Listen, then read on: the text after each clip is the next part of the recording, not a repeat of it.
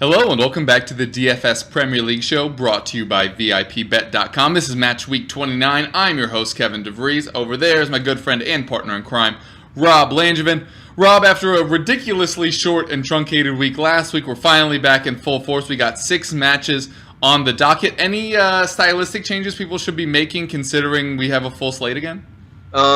Actually look for usable players that don't suck. Oh. I mean, there's some great expert advice from the DFS wizardry of Smokey_Loogie. There's more better option, which is worse better English, but I'm still going to use it. You have Chelsea on the slate. You have the Wunderkind in the Norwegian giant Josh King on the slate. So it doesn't get any better than that with Chelsea and the Norway King. So. Yeah, it's definitely going to be an interesting match. Some pretty high-priced players on here.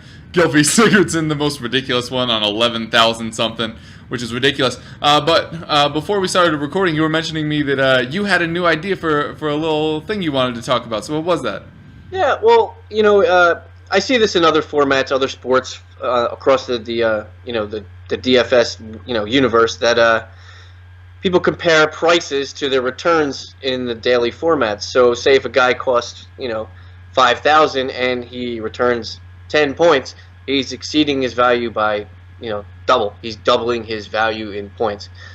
So we'll make reference to that going forward. I think it'll be a better thing. It's referenced everywhere, all across the interwebs. People smarter or uglier than me use it all the time. So I figured I might as well steal their goods. Fair enough. Well, if you're talking about those comparison guys, who really stood out to you? Guys like Troy Deeney. We might as well jump right into the Palace Watford game. That's the first one on the slate, and Troy Deeney is my favorite guy in this matchup. He's at 5,400. He's had five of his last 7 have been triple his return on value, because he scored in 5 of his last 7 games. So it's an easy way to triple up your value by scoring a goal based on the point return for a goal in DraftKings formats. Nothing about Crystal Palace defense scares me. Van Aanholt is a question mark still. I don't know if he's going to pass fit by game time. He's the only alluring defensive option that I think you would even look at there. But even when they play a Watford team, I think they're still going to give up one. And Deeney is on PKs. He's on pretty much everything that is a set piece going into the box is head in his direction, because he usually wins them because he's a headed ball maven. So Troy Deeney is my like at 5,400. For my dislike, just look across the the pitch, and his opposite, Christian Benteke, 1 goal in 12 matches. That is not an error or a misprint in my calculation. It is 1 goal in 12 matches, and he is $900 more than a guy who has 5 goals in 7 matches. So I'm failing to figure out why he's that much. Crystal Palace has basically scored on par with Watford over the last 8 games. So there's no real comparison that they're scoring more, but they're really not. Just Benteke's not getting at his. So the price difference there is just a complete blink away from me. I'm not even looking in his direction. If you want to spend a little bit more money, I know I'll jump ahead. I'm not covering this game. You are, but Jermaine Defoe is a sexy option as well. He's just a little bit pricier than both of these guys, but that's somewhere I would look as well. As far as score-wise, I think Watford takes this 2-1. Yeah, interesting. Man, I don't think there's going to be a clean sheet in here for sure. You know what? Palace's defense has been a lot better lately. I'm not on this match, but I thought Mamadou Sakho, I think he's like 2,800, is an interesting shout because they've kept 2 clean sheets since he was there. They only had 1 on this season before he started playing for them. I'm going to go with the Crystal Palace cheeky 1-0. Ooh. That sounds like a 6-pack right there. That sounds like a 6-pack. The 6-pack challenge. I'd say let's do another 6-pack challenge, but I think I still owe you for 2, and a certain Liverpool podcast owes you for 1. So I'm just gonna stop making. Thirsty. Basically, the gist of the whole thing is I'm thirsty. That's real. I'm thirsty in other ways. Got myself. I will move swiftly along into this Everton versus Hull match. For me, Rob, this is somebody we talked about on our show yesterday, but I think warrants discussion in this format as well, and that's Ross Barkley on 5,800. He is kind of expensive in this format compared to others, but the performances have been really good, finally. We talked a little bit more about his positioning, how he's drifting a little bit more to the right. You're having Davies overlap him on the inside, Coleman overlap him on the outside. It's just kind of giving him this pocket of space where he isn't as rushed to make decisions as he has been in the past, where he does not handle that situation well, which has really showed. I think he's on 9 assists on the season, 4 in the last 5 matches. It just looks really good. He's only scored in single digits once in the last 10 matches, which is pretty ridiculous in a good way. And he's taking most of the corners now that Morales is out of the picture. And Hull still have the worst offensive away record in the Premier League. So I think Everton are going to get a couple in this. And if they do, I think that means we're going to see at least one of them come from Barkley's foot, either as a goal or an assist. So I do like Barkley in this one. Somebody that I don't like is a player that I just mentioned there, Tom Davies, at 3,500. This is a player, well, when we first started the show, it used to be a different format. And one of the things we used to talk about was just because somebody's low in price doesn't mean they're high in value. I think that's the situation here with Tom Davies. He hasn't done much, averaging just 3 points per game over the last 5 matches, and he started all of those. So I think it's time to look away on him. Also, Ramiro Funes Mori was a guy that I was pretty much auto-selecting every week, just as a cheap entry point into the Everton defense, but now he's not starting anymore. If you want to do that for yourself, now the play there is Phil Jagielka. As for result, I think Everton take care of business here and keep the clean sheet. I'm going to say 2-0. Yeah, that's a good shout. I think Hull gets on the score sheet, but I think that you still can't shy away from the Seamus Coleman entry into your defense. Even at 6,100, he's doing enough. So expensive though.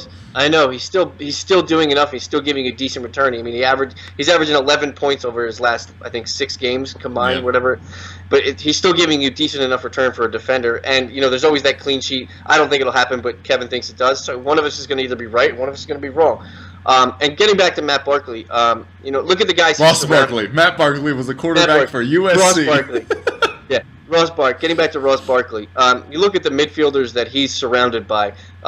Basically, he's surrounded by Robert Snodgrass and 3 Chelsea guys. 2 of which, you're probably not going to roster because Snodgrass is a question mark and it's looking like he may not play.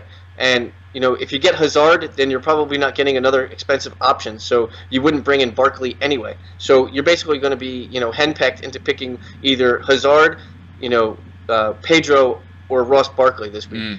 So I probably would lean Barkley because, Chelsea may score, but it may be scattered around. I do love Pedro this week. We'll get into that in a little bit. Well, we'll get into it right now because I'm talking about Stoke and Chelsea. Sure. I do think this game will be like close to what you say, maybe 2-0, 2-1. That's probably for Everton Hull. Yeah, Everton Hull. Fair enough. All right. Well, yeah, you already made the segue into Stoke Chelsea, so let's get into it. So Stoke Chelsea, Pedro. I love him at 8,400.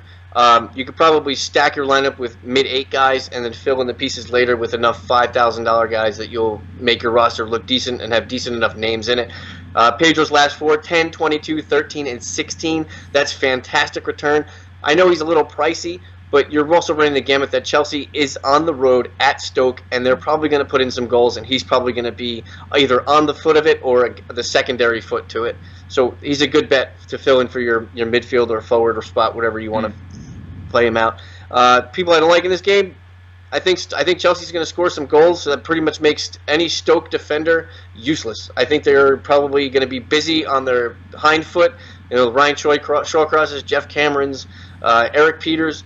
Look at their prices. They're low for a reason. I've said this probably about 3 or 4 times in the past podcast, so if anybody is watching this, ritualistically, I'm saying the same thing again. When a team's defense is cheap, there's a reason for it because they're going to do bad, period. Chelsea wins this game going away. It might be 3-0. Yeah, I think Chelsea have shown an ability to give up really stupid goals, though.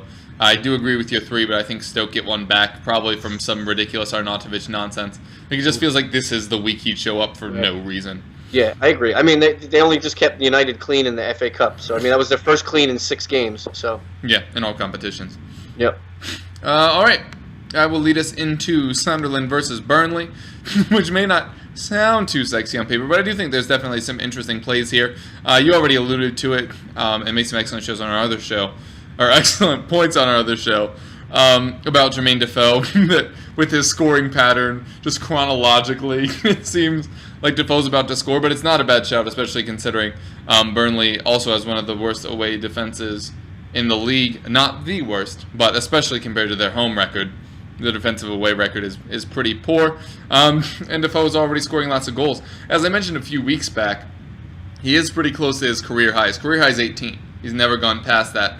But it's up to you if you think that that's going to cap there, or if this is kind of career year for him, especially in a year where it really looks like Sunderland are going to go down. From a real-life Premier League standpoint, I saw a statistic earlier that they've never earned 12 or more points from this stage in a season, which is what they need to get to 37 points, which mathematically is closer to what keeps you up than 40. It tends to be 38. But they've never done it before, so it looks pretty bad for them, which also ruins a statistic I had a few years ago, where in the last 10 years of Premier League play, no team with a striker with more than 12 goals was relegated. And then the year that I came up with that statistic, Charlie Austin wrecked it with QPR, and now it looks like Defoe could be doing it again. But you do like Defoe against a poor defense like this, and your chronological stat was interesting as well. That doesn't mean I don't like Gray, though. The 2 goals against Swansea kind of made me buy back in. The performance last week against Liverpool, not so great. I'm going to be honest. I'm on this hype train. You are wholly welcome to not join me. This is kind of a broke-back situation. I wish I could quit him, but I can't. So I will continue to like him in this. My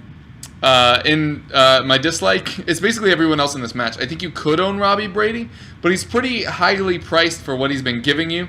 And he hasn't really been that productive since moving to Burnley anyway. The first couple matches were pretty good, but it's kind of died off. So really, it's Gray, Defoe, maybe Brady, really no one else from this matchup. I think both sides get on the scoreboard. I'm going to say 2-2. Yeah, I think it'll be a little less than that. I think it'll be 1-1, even though it goes against me and my my Jermaine Defoe 2-goal tout that he does score twice, misses 3, then scores twice, and misses 3, and then scores twice. But anyway, yeah, this game's, from a fantasy perspective, it's probably 1 or 2 guys.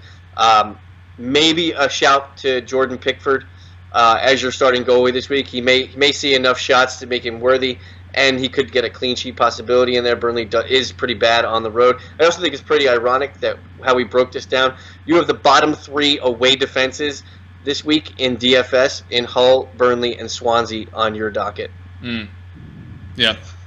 It's definitely going to be an interesting one. Oh, it is Bournemouth, not Burnley. Burnley's just bad. Bournemouth is part of that tied 3. No. Yeah, they're all still on this slate, and it's not it's not good. No. What do you think about Pickford in this one? I was toying with him in my lineup, ended up pricing up a little bit, which I tend to not do, but I just had a little bit of extra money, thought I'd go goalkeeper. But he is back now. He gets a lot of saves. Mm-hmm. Are you willing to tempt that Burnley away attack a little bit? Well, I think the thing this week is you're either going to look for a clean sheet with Robles or Courtois, and roll the odds that those are the best 2 options this week. I don't think any other game has the look of a clean sheet on it. Or you're going to go with the guy I think that could probably get the most saves this week and maybe do the most with it. Who are both in this match, by the way? Yeah, Keaton and Pickford. I think it's Pickford and maybe a shout to Darren Randolph as well. I think Leicester is probably going to put enough pressure on the West Ham defense that he'll may get some warrant for value there. Yeah. Well, speaking of West Ham, Leicester. Look at you. God, I'm so doing this not on purpose. I'm so dumb. It's not even funny. There's a couple guys I like in this game. This game is interesting to me. I would pick more players from this slate, this game in this slate than any other matchup. Call me crazy. There's guys I love. Sofiane Feghouli, 5,500, 14-5, 10, 28 in his last 4. Awesome value there. He's doing enough getting forward. I like it. Mikel Antonio came back last week. I said make sure he's in the lineup, and what did he do? He came around and did some good stuff. I like Mikel Antonio this week at 7,700. I think he's probably going to do enough to give you some value there. The thing I mentioned to you right before we started recording is Leicester has 2 sneaky road wins in their last 2. This is before they only took 1 point or 2 points basically till December on the road. They were basically awful on the road, up until Christmas, and they've basically started to come back around. Yeah. So don't be completely put off by Leicester on the road here. They just did win a huge Champions League game. I think they're going to maybe carry some momentum in that. So I'm looking at Jamie Vardy as well at 6,100, 12 and 29 in his last 2 Premier League games. That's sneaky value for someone who could be a decent enough return because people will see his name. His name is back in the newspaper because they just won the Champions League game. People remember what they saw last. He's going to probably have a higher ownership than, say, like a Troy Deeney or anybody in that price range, the mid fives to mid sixes, because of his name. But nobody else punched themselves in the face yesterday, so. Yeah, well, he did it more than once. So I mean, in his fault, he probably forgot what he was doing. Right. Guys, I don't like in this. I'm staying away from the West Ham defense only because there's nothing really alluring about a mid 4,000 price defender that does anything for me. I think they have two in there. Crespo is one. I know he gives you decent returns, and they've had one clean sheet in their last 5, I believe. Yeah. But 8, 6, 7 in his last 3, that's not really great for somebody who's probably going to be your defenseman 1 if you don't jump over him and go, Cresswell or Van Aanholt is fit or somebody like that. This game is going to be fun to watch. It's probably going to be maybe one of the highest goal outputs of the week. I say it's 2-2. Interesting. Yeah, I definitely think there's going to be goals in this as well. Although you got to like what Schmeichel's been doing in the Champions League. Agree with you on Darren Randolph. He is getting a lot of saves. I'm still blown away that he took this job from Adrian, who I did like a fair bit. But yeah, Randolph has been very impressive. I'm going to go 2-1 Leicester and say that they just kind of keep on this ridiculous run they're on right now. It just kind of feels like the magic is back. We were texting yesterday and we're just like, oh my god, Leicester's going to win the Champions League. Like, this is just going to be dumb. I'd be ecstatic. It's just going to be dumb and ridiculous like that. But yeah, I'm going to say 2-1 Leicester and that they kind of keep that run alive. I'm going to wrap up here with Bournemouth versus Swansea. You mentioned at the beginning the King of Norway, not, the actual one, but Josh King got a hat-trick last week. We talked about him on this show, and man, did that go well. He did get the penalty that we both called. Didn't make that, but then scored 3 other goals, so you'll probably forgive him a bit there.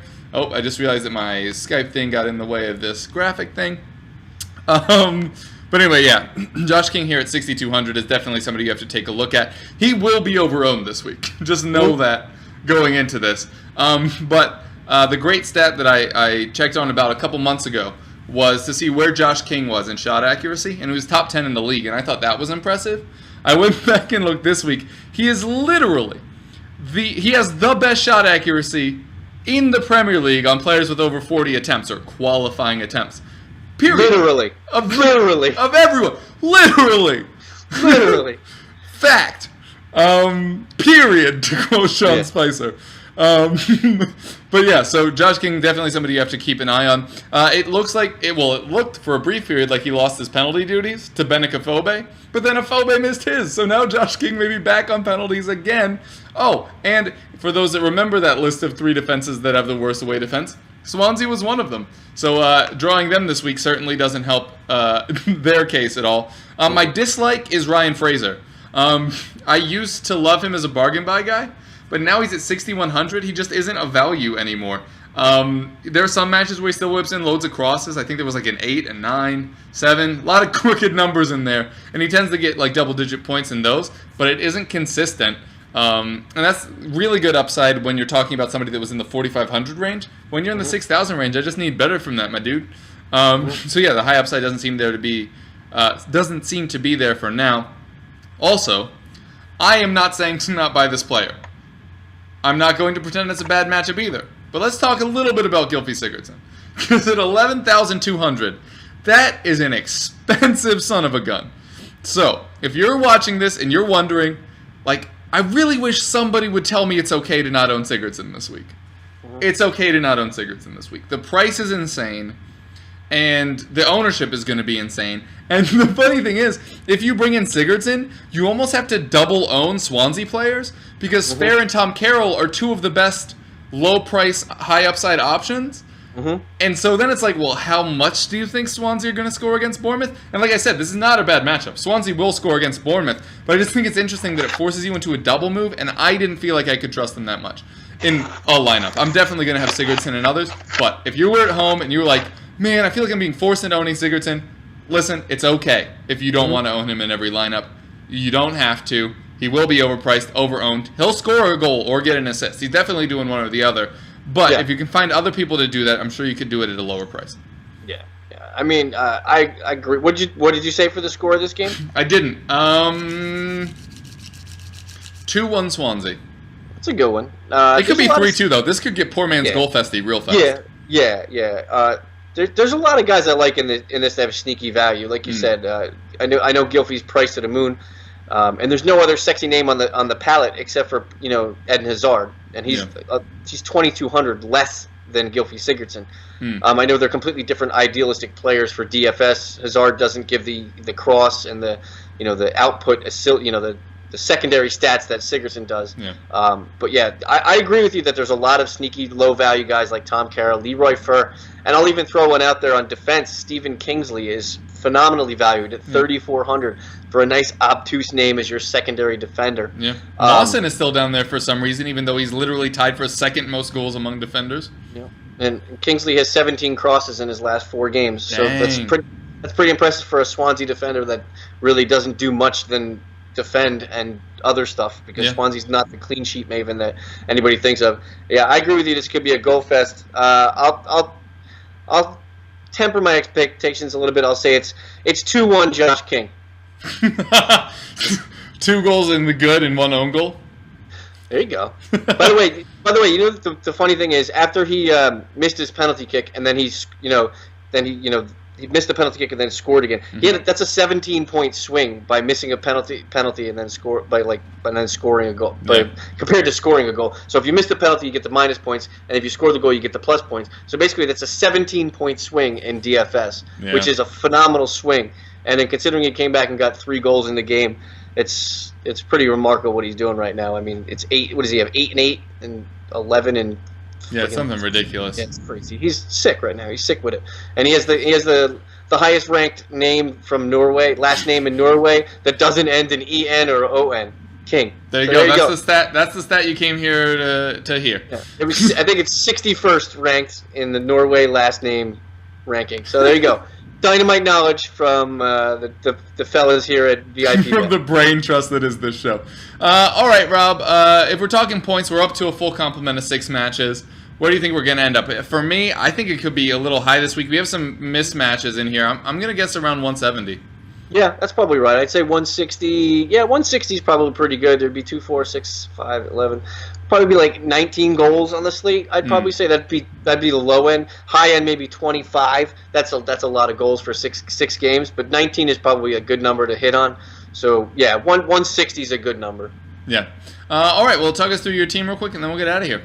Yeah, we make a team every week. I got Jordan Pickford in goals, 4,900. Seamus Coleman and Stephen Kingsley on defense. I got Zaha and Michael Antonio into the midfield. Zaha, cheeky.